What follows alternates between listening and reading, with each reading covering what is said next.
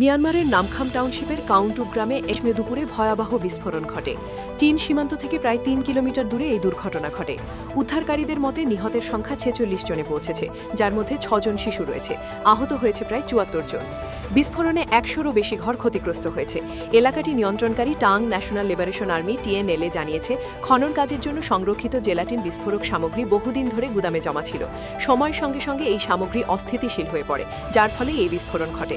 TNLA-র অর্থনীতি বিভাগ তদন্ত শুরু করেছে।